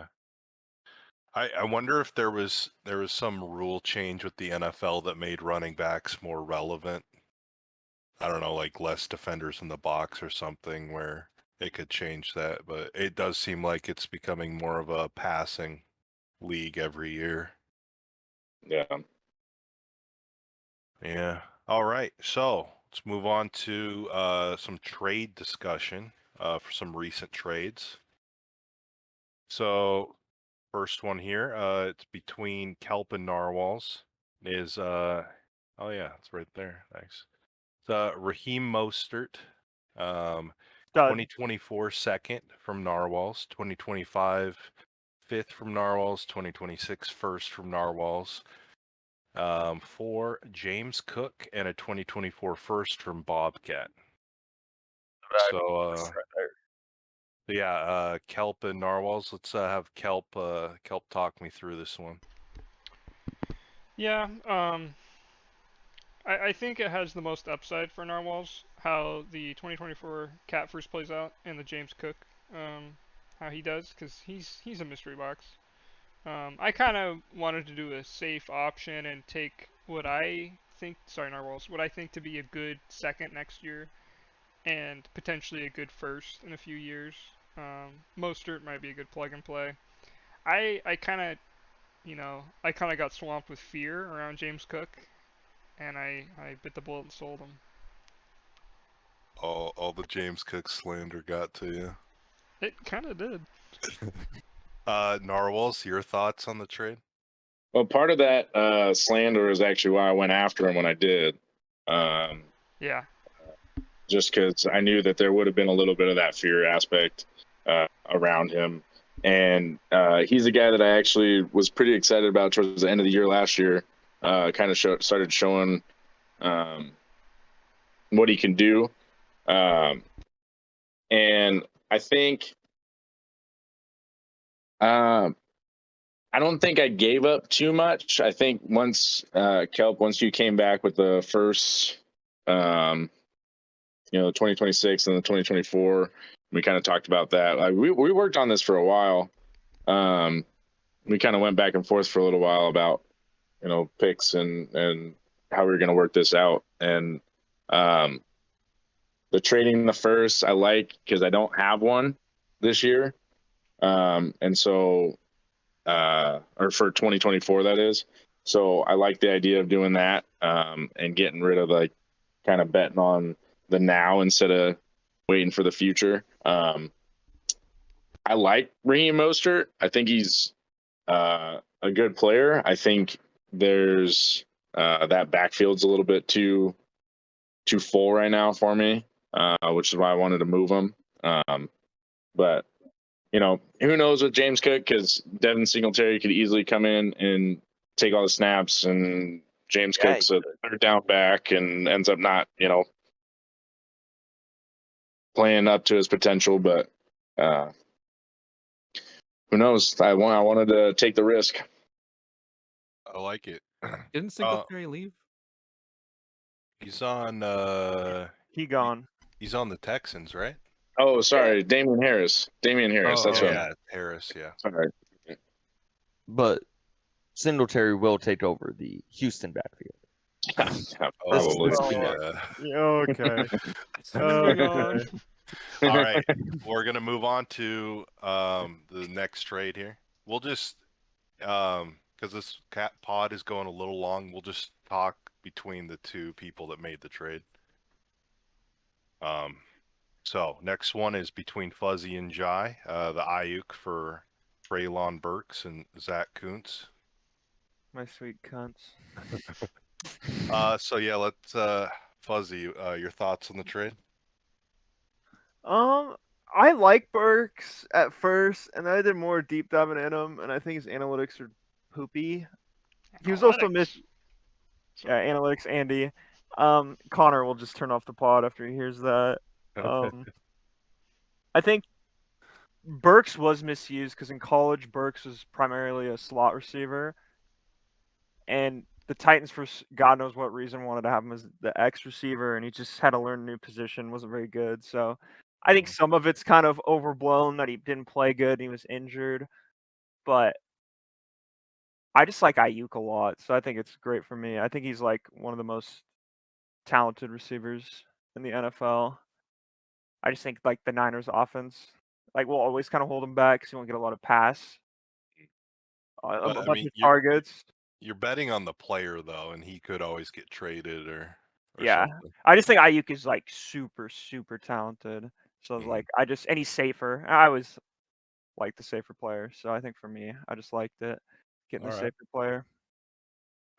Jai, what are your thoughts on your end of the trade? I mean, in hindsight, I think I would have waited like maybe another week, considering Hopkins signed with the Titans right after.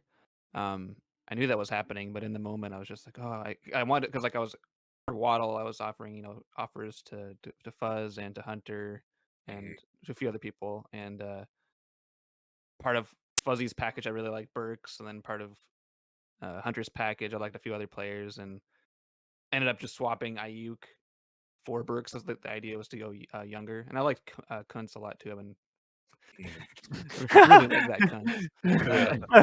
He's got quite the name. I'm gonna need him too. Don't we all? Yeah. But we do. Burks, yeah, no, I've read up on a lot of the the analytics. But I do like him as a football player. I think there were a lot of things that knocked him down last year: the situation, the health, the allergies, and training camp and whatnot. So Right. I like him as a player. I'll take a shot on. There's not much else there. I mean, Hopkins is there, but he's old. So Yeah. All right. We'll move on to the third trade here I've got, which is between Narwhals and Tem. Tim is not here to discuss it, so we'll just have Narwhal's thoughts, and then everybody else can chime in too. So Narwhal's thoughts on this trade? Yeah, I'm a big Bateman fan. I think he's number 2 behind Mark Andrews.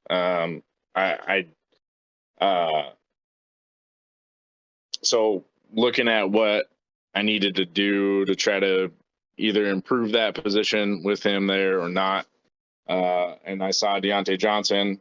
I think there's no way in the world that Deontay Johnson ends up with no touchdowns this year.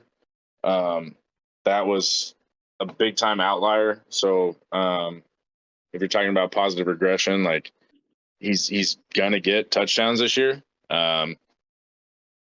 So yeah, I actually initially offered or asked him for a second and Deontay for Rashad Bateman. I knew he was going to say no to that. So then I just did straight up Deontay for Rashad, and he said no to that. So then I was like, all right, I'll throw in a second because I kind of figured that that's what the end was like, what it was going to be. But I was trying to see if I could be a little bit of a swindler.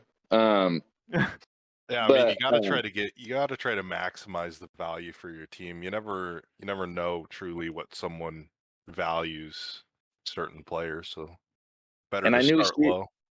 he already had liked or like shown interest in Bateman. This was a couple months ago, but you know, you can press the heart on there or whatever, you can show interest. So I noticed that he had shown interest, and so that's why I kind of jumped in there and see like, all right, what could I get for him? I think giving up a second next year or in 2 years, that's, I'm not too worried about it. I think Deontay is going to be much better than Rashad this year. I think he is the true number one there, going to get the most targets. So yeah. Cool. All right, and then anybody else's thoughts on this trade since Tim's not here? Oh, it's a huge one for Narwhals. Everybody here poo-poos Deontay and says he doesn't have any touchdowns, but I think Deontay's like one of the best route runners in the NFL, and he will bounce back. So I think it's a huge dub for Narwhals. Yeah, I like Deontay too, and I think this is kind of a package for an upgrade on a player, and that's what I see it. So I think I think it's a dub for Narwhals. I like it for both Oh, sides Yeah, I as like well. both. I like both. Because Tim gets the second as well as Bateman. So like, just for the future, just having another second round in there. Because like Deontay went for a second last season just by Right. himself. I'll throw Tim the goat a bone here. He had Deontay Johnson and George Pickens, so getting rid of two Yeah, receivers on the same team is a decent strategy.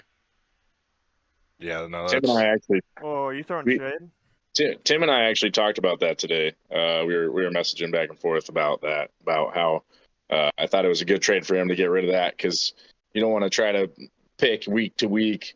Hey, is it going to be a Pickens week? Is it going to be a Deontay week? Like trying to decide that's rough. So I thought it was a good trade for him too. Yeah, I I've think been that's a there. pretty fair trade. And at Fuzz, get rid of Ayuk or Debo. Debo Samuel. Is that the shade you're talking about? Yeah. I like it. I knew you It's snuck okay. that in, you little bastard. Yeah, I only What's your think it's language? like I only think it's a dub here for Narwhals because I think Narwhals team is going to start rolling, and so that second round pick is it's gonna be later, I think. So It's a 12. it's a 212, yeah. Kelp's in shambles. Kelp thought he had the easiest ride to get into the playoffs, and Oh, then yeah. Narwhals just came out of nowhere. I'm kind of sweating a little. I like it. I'm gonna make more moves. Imagine Alright. Still sweating working. and being in shambles. It's a sweaty shamble. All right, the last trade we're gonna discuss here, between Hubs and Jai. It's the Waddle Yeah, for Ayuk this one was Laporta in huge. the first.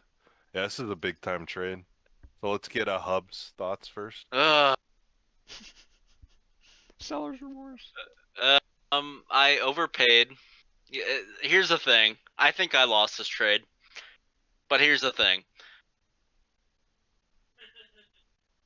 So I overpaid for Ayuk. Oh no, I underpaid for Ayuk. Got a good deal on Laporta. Lost the heck out of the Waddle trade.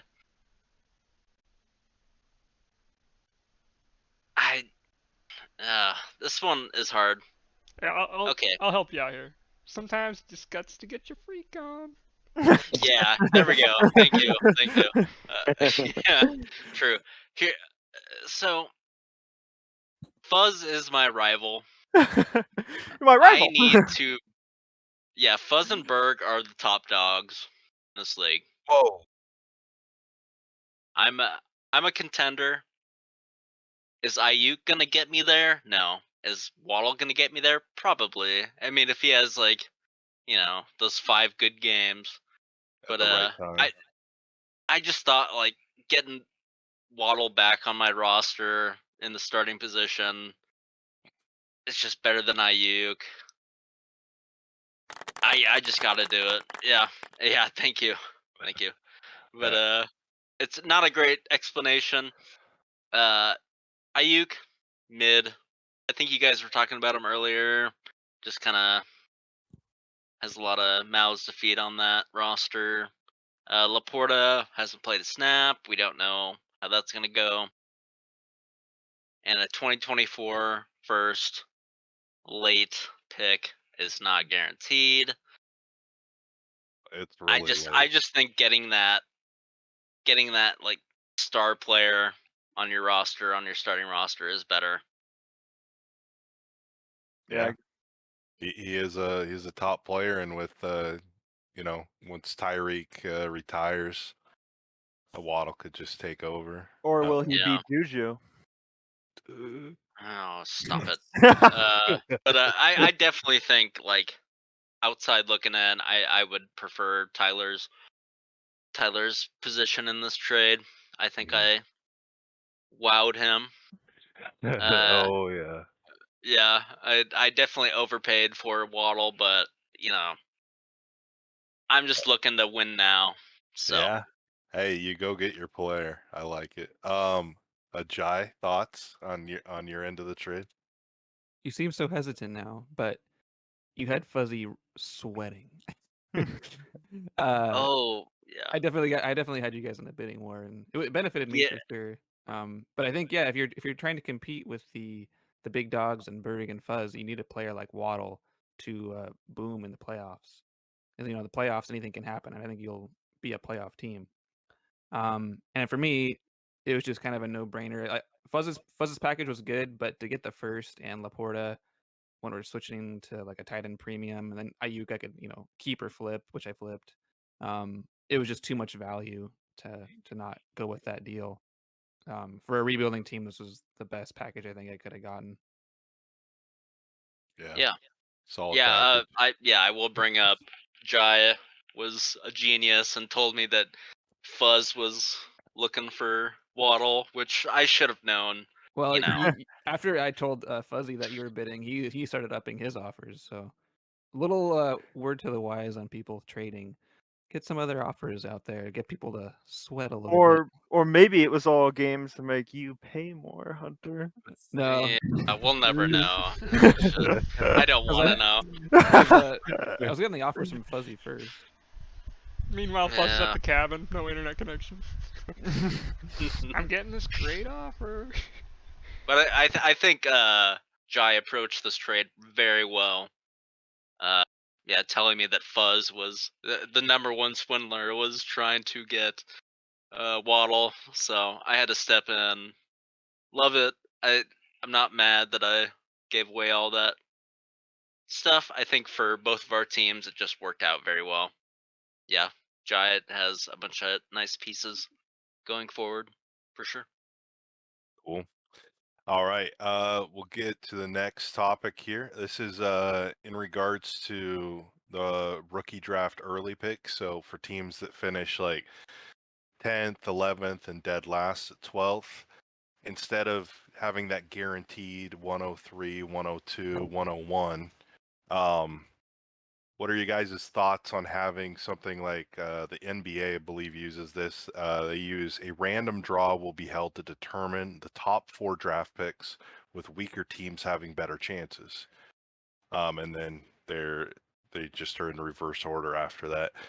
So maybe not 4, but like maybe just the bottom 2 teams, bottom 3 teams, but like say a 60% chance for the bottom team, 30% chance for the 11th place team, and like a 10% chance for the 10th place team, just to add a little uncertainty in there if teams are either struggling or tanking. What are you guys' thoughts? We'll start off with Kelp on this. Jai's in shambles.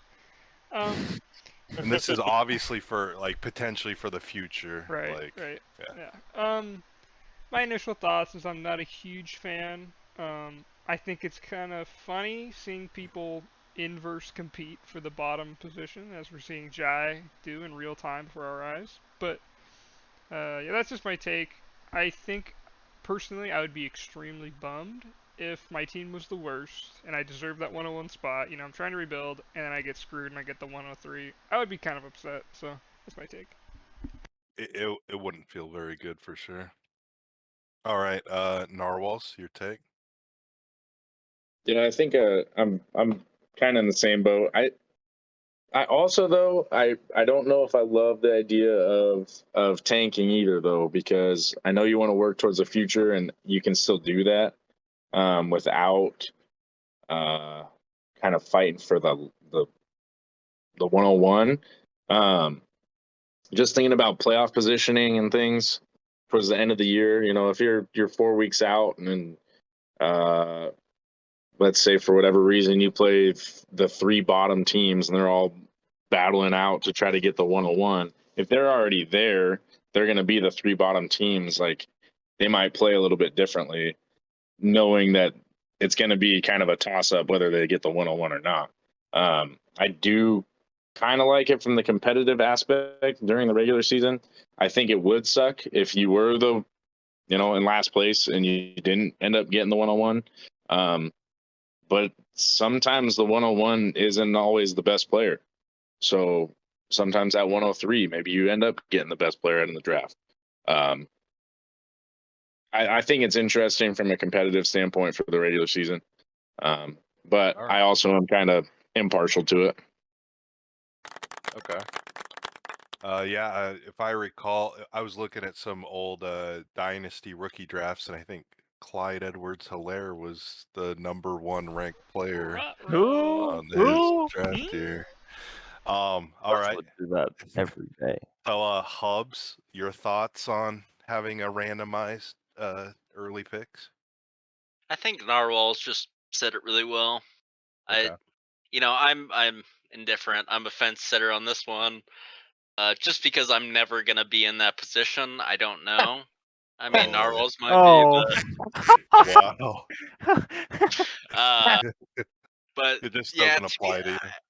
yeah, I would feel bad for the person that just doesn't know what they're doing, has a terrible team, and just gets the 101, and all of a sudden they don't get that Bijan Robinson pick or something. Like, yeah, I don't know. No, it's all have no- bad. It's all bad. I'm so against this. Like, I just think flipping coins and straws with this, it's like it's gonna make someone mad, which I think is inherently bad. It's like, oh, you're the 101. Oh, you get the 103, and even if it's not the best player, usually public perception of the 101 is so much better. You can like do what Jai did and trade the 101 for a bigger Right. haul than like the 102. So I think as much as rebuilders are cowards, as much as they're cowards, I think this is bad. So Didn't you say last pod I should rebuild and just I get said rid of that. Mahomes and Jefferson? oh, I still believe that was the best choice of But then move, I'd be a coward. You would be a coward, but it would be optimal. That's Swindler speak. The best choice is to be a coward. I don't know. Wait. So if he sells all, who's the recipient? Fuzz? No, he's it could trying be to. any of you guys. Swindler. He's trying to be. It could be any of you guys. I think Fuzz is just saying that he races for that Marvin. Oh, I would race because it's like, yeah, you sell JJ, but then you get an equal receiver in return. So it's like you're kind of you're getting value back. But Equal to Justin Jefferson. That's a take. I think he'll be. I think he'll be in that league easy. He's good, but man, Justin Jefferson is. All right. Anyway. All right. So I'll end my. I'd like to give my take at one point. Oh, can I? I'll finish mine. Can we hear? Yeah, you go ahead, Hunter. Okay. Go for it. So yeah, like I said, I'll never be in that position, so I won't know how it feels. I just think that I just think that either way, it's fine. It's a terrible point, but That was Coward. I don't riveting. know. Either way, Thank you either for way, it finishing doesn't matter that. to me. Okay. Thank you for finishing that. We would have. Uh, Thank you for letting me have that I love moment. it. So Okay, one thing, Zane, your thoughts?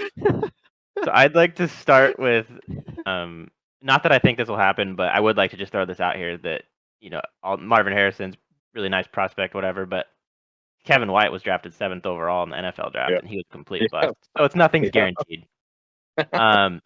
But then as far as this lottery goes, I think it has more validity in something like a super flex because you could either get like the best QB on the board or the best position player.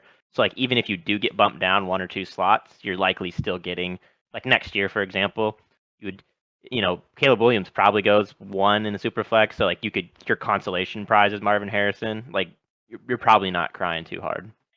But Yeah, that's just that's a good my point. quick assessment. So maybe if we transition to Superflex sometime in the future, then maybe we bring this back up potentially if we think that it needs to be brought back up. But in the current settings, it's probably not very ideal. Yeah. I think too. My final thought Hmm. is I'm on the fence. Just kidding. My final thought is fantasy is so much variance that you don't need to add anymore. It's like there's always so much random things. It's like this is the one like thing you can control. When you're a rebuilder, it's such an even though they're cowards, it's such an uphill battle to like try to scrape back. It's like if you add another random thing you can't control, I just think it's kind of lame. Okay. Yeah, if you're like trying to like rebuild someone else, Yeah. you know. I think I would like it more if it was pure random for like the bottom 3 rather than like a small chance. Because that small chance is just, it rubs me the wrong way. Yeah. Or even have something like a toilet bowl for the bottom 2 where they have to duke it out. That'd See be who funny. has the better team. It'd be rippy, all right. but it'd be funny. Yeah. Bobcat, your thoughts on Oh yeah. adding potential randomness to the picks, early picks? Just don't do it. Okay. Well said. Oh, scholar. Any other thoughts, or is that good? I hate it. I'm not surprised. What are we Yeah. playing? We are playing fantasy basketball. football. This is for the NBA. Basketball. Yeah. I mean, granted, I don't know that much about basketball. I just had seen that it was part of the Yeah, no, I rules. know. Yeah, I think it was like it was like 2009 or 2010 when the Bulls had a 1% chance of getting the 1 overall pick, and they got it. And they got Derrick Rose, and they instantly became a playoff team. Yeah, so like sometimes like as like the worst team, there could be a substantial gap between the 12th and the 11th spot. You know, there's a hypothetical where that happens. Look at this year. So like if this year, you know, I'm averaging projected like 50 points a game, and let's say Bakes is the 11th spot and he's averaging like 80 points a game. Well, if he gets the first overall pick, sometimes, not every year, but sometimes that first overall pick is worth quite a bit more than you know, on average than the 102. So I think that that would be whoever. I mean, nobody here is ever going to be in last place besides me, right? But if you were in that position, I think because there's a strategy to tanking in Dynasty, especially with how the startup went. I kind of felt like with 2 running backs, there was not a whole lot of other options to go. So just building off of those, they're going to age out by the time I have a competitive team. I could turn all my firsts into like a starting lineup that's somewhat competitive, but with the amount of other teams that are all in right now, I think it doesn't really make sense. So, and then you have to think about like, why are we doing this? Is it just to add more fun, like more variance to fantasy? I think fantasy, or like Fuzzy said, it has enough variance as it is. It's just kind of like, oh, let's add another little fun little thing when, you know, we're already kind of laughing at everybody in last place anyways. Well, Right. I don't think it's I think it's to deter from like a pure tanking. Well, we already have max PF, so Yeah, that I agree on It's that. off your. It's already on Max PF, so it's like it's based on your best ball lineup. Mm-hmm. Yeah. Can I add one more thing? Oh boy. It's not Real based on quick. lineup though; it's total Real quick. points. But I see what you're saying. No, to add to Jai's point, Chris and I are in a different Dynasty League, and we've been like co-managing it. We've been like sending trades to different people, willy-nilly. That's a We swindler have duo. we have three we have 3 first-round picks this year, including the 101, and then 3 first-round picks next year. So it is fun to just, and our team is terrible, or for the most part terrible this year.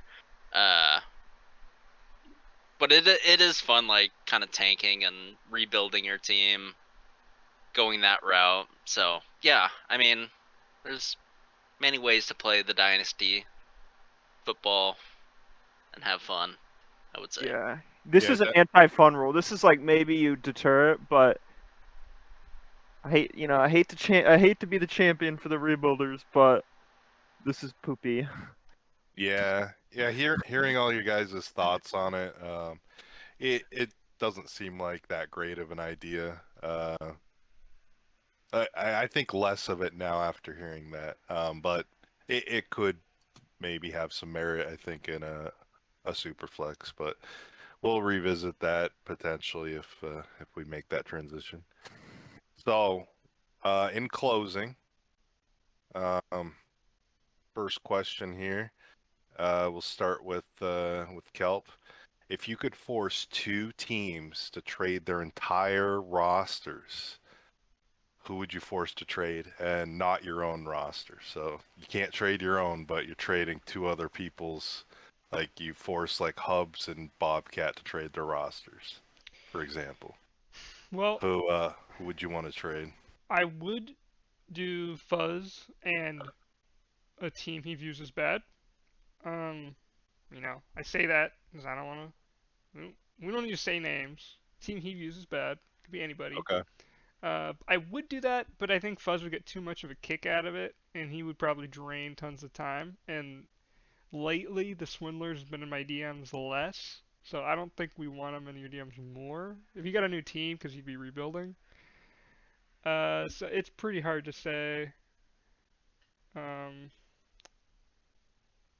I think maybe Berg and Bobby would be the funniest, because I think Bobby would just be, he would be insufferable in the chat about his, new team. So I think we'd all get a kick out of that. Oh, but isn't Bobby gonna win it all this year? Well, No. but imagine how much more he'd win it all with Berg's team. Like you can extra win. I wouldn't need it. You need it. Then just Berg would be upset. Yeah, I like it. Good. Narwhals, you have any thoughts on if you could swap 2 teams, not your own? Yeah, I'd make Fuzz and Hubs do it, just because I'd like to see the absolute mayhem that would come of that. Both of them would be not happy, and they'd have to sit there and beg people after swindling for years and years. And I just think it'd be hilarious to watch. We would team up. We would team up. And You take don't over the want to. league. You don't want to pit us together. You don't want That's to what put you us think. both in a corner. That's what you think. I like it. Hubs, who would you force to trade Well, teams? Narwhals. Yeah, now that I said something. In seriousness, probably Fuzzy and Berg. They are the big dogs, and I want that I don't want championship. Berg's team. Yeah, they're the 2 in my way at this point. So, Yeah. Oh, is this we swap with each other's team, or we just swap to random teams? oh, No, is it with like each other. delete their teams?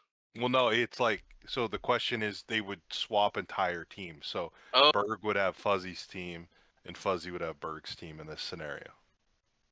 oh. Probably, I really like Berg's team Okay. and Fuzz's team. I don't know. It's hard. They have so much depth. Fanboy. The point of this question is more like if I were to do it, I would probably swap like Fuzzy and Jai's teams because they're kind of complete opposites. Like Jai's in full rebuild, Fuzz is in full go ahead. Like for the future, like barely any draft picks, just to see Okay. just to see Fuzzy just completely destroy all those picks and build a competitive roster in a couple days. Well, here's one. I'd swap Fuzzy's team for Tim's team, just so I can trade with Tim. Oh wow, Big brain. the pawn shop. Oh no. But yeah, Oh. if I was to delete two teams, obviously I see. top two Okay. big dogs, Yeah, that and that maybe would. Narwhals, just because he just slandered me. Just Oh wow. collateral. I see. Okay. Fuzzy, if you could force two teams to swap their rosters with each other, aside from your own, who would you choose? Clyde, I might give you a team with no picks. Oh no. I like it. I might give Oh, you yeah. I might give you a. No, I think I'd give you. I don't know if I give you Tim's team. I might give you Bobby's team. Oh yeah. Oh Let the man. slander feel. Yeah, I'm gonna give you Oh, the that's team you've slandered so yes. much. I would race to the bottom in a heartbeat. Yeah, that's what I'd do. Or, Cup has slandered me a lot today. Maybe I'll give him. Oh man, whose team would I give Kelp? Oh, we I can might come give him back. Tim's Oh, team. I'll give him Tim's team. okay. We'll work with those seconds and thirds. Zane, if you could force two teams to swap their whole rosters, what would you want to see? I think Narwhal said this earlier, but I'd make Chris and Hubs do it, just based on all that and little innuendo there with all that Brokeback Mountain stuff I saw in the chat earlier. Oh yeah, Let's leave it at that. I like it. All right, Bobcat, who would you have swap teams if you had the power to? I would force Fly to take Tim's team that he has slandered in the past. Oh wow. Make him see the potential in that amazing team with the pawn shop. I'd see the potential. Oh yeah. All right, and then Jai, who would you force to swap teams? Fuzzy's a popular answer, and I think we all know why. But I think Fuzzy and Bakes would be fun. One, to see what Fuzzy does with Bakes' squad, but two, to see what Bakes does with Fuzzy's squad. That's a good one. Instantly the Would end king. up on Fuzzy Squad. Need a sound effect for that. Just. Oh. Then my other answer was having Zane swap with somebody like me. I think having him go into a mode where maybe he has to make some more moves, where he's not the lock and key anymore to have to rebuild. Mhm. That fort gonna have The to open old that gate Fort up. Knox. Fort Yeah, the old Knox. Fort Knox has to Drop the gate. maybe change strategies. People get angry when they come for your gold and you say, "Go take a hike." But I want a lave, and here's 2 seconds. I don't think we're ready for Zane's ulterior strategy. Like, dude might be a trade genius. Just he's holding it back. He doesn't have to. Taking it easy on us. Exactly. All right, that was good. Last question, just one idea to improve these podcasts. If you have anything aside from having the more elusive people on, Gnarl's first time. Thank you for joining us this time. But we still need Tem and we need Bakes. And I think that might be it, unless I'm blanking on somebody. But yeah, so if you have any idea to improve these podcasts, would you like to see them longer? This one is going to be a longer This one. one's long. Yeah. That's meaty. Or I don't know, like maybe a faster pace, type of questions, different questions, just whatever comes to mind. So we'll start with Kelp here. Yeah, I don't have any thoughts because I've been pretty involved, so skip me. Yeah. Okay. Narwhals, any Yeah. thoughts? Yeah, I think doing like a little quicker pace maybe. Not this one was tough because I mean there's a lot of us in here, so that's you know that comes with the territory, which is fine. Um, but just maybe trying to keep it like to an hour 10. Okay. You know, and then maybe doing like, all right, we might have to end a little early. We'll get to some questions next time or something like that. Um, as I don't know, just thoughts. I don't Right. think that it's like in a bad place. I think we're doing fine. But yeah, and then you know I'll be on here more, so that'll help too. That'll be great. Oh yeah. But so having like a hard cutoff, kind of what you're saying, like, Yeah, type of thing. Like if discussion starts getting long in an area, which is fine, that's great. You know, mhm, I think then maybe we you know cut through a couple of the other questions, a couple of other points, and maybe try to come back to it on another day or another podcast or something. sounds good. Hubs, any thoughts to improve I the think podcast? having a 3-hour discussion between Narwhals, Fuzz, and I, just yelling over each other, would Jesus be Christ. amazing. Uh, We might have in all to have one of seriousness, those. yeah. In all seriousness, I really do like how these podcasts are turning out. I was a late minute guest. Happy to be here. Thank you for having me. Uh, Oh yeah. yeah. I don't know. I'm probably not the best one to ask this question, but That's yeah, fine. I think just rabble rousing would be funny. Okay. Think we need a narwhals, Condor even bring Condor in here. Uh, Buzz me podcast just yelling about stuff. Oh yeah. Sounds good. Fuzzy, any ideas to improve the podcast? um, as much as I love having 8 people in here, it's probably the best to have like 4. Yeah. Because sometimes it's like you want to like be joking around and doing stuff, but you don't want to cut people off. You don't want to like talk over people. So I think it's cool having a bunch of people, but I think it's like it's optimal if there's not as many people in it, but it's still fun with like a bunch of people. But Yeah, it probably definitely. flows the best of 4. But everybody just kind of joins. So hmm All right. Zane, any thoughts on improving the podcast? Mostly just echo. I think yeah, 4 or 5's the ideal Okay. number. I think we did a pretty good job today as far as there wasn't too many times people were getting cut off, but 4 or 5 probably run a little smoother. And I do like John's idea of about an hour 10. I think it's like the Goldilocks number. Yeah, sounds good. Bobcat, any ideas to improve the podcast? So, like Fuzz was saying, 8 people's a little much for all in one podcast. So I think once we get like above 5, it's just better if we can split it. Mhm. Because I like just having 2 podcasts at like the same time. I thought was pretty cool. Yeah. Um, and then also just I think if we did like a continuous split where we're able to have like a couple people that typically do it together just for consistency. Okay. And then Jai, The A team. Yeah, I think the structure you have is really great. I think obviously like 3 to 4 people is ideal.